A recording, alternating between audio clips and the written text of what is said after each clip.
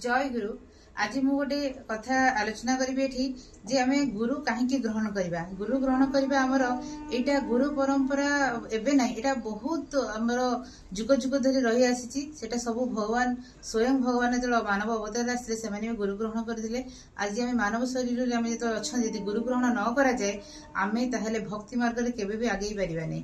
कारण आपण समस्त जानते स्कूल जो एडमिशन करा जाए आपण खाली स्कूल एडमिशन करदेले भाई प्रतिदिन स्कूल जीवाक पड़े आ स्कूल जो नियमावली थाए मानवा पड़े। गुरु जो गुरु कहते जमी पढ़ा जमी परीक्षा दवापाई बसापी सेमती करेंगे पड़े परीक्षा उत्तीर्ण हे आउ सोपान पर सोपान चढ़े ताहले जाकि आपणकर जो लक्ष्य स्थल आप पहुंची पारे।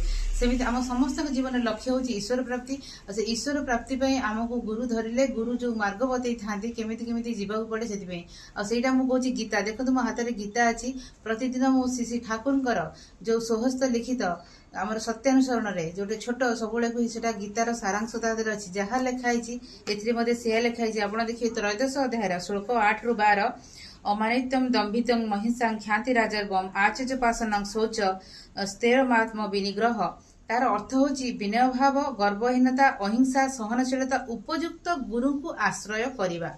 तो एठारे माने जो परिष्कार परिच्छन्नता ए सब भगवान श्री ठाकुर कहते जो परिष्कार परिच्छन्नता आ गुरु को धरिले कौन हुए ए गीतार स्वयं लिखा जाइए। आम यदि गीता धरिकी गीता पढ़ी गीता घरे रखिकी पढ़ी बुझिकी जदि गुरु ग्रहण न करती जीवन में ईश्वर प्राप्ति हो पारनी। रोज जय गुरु।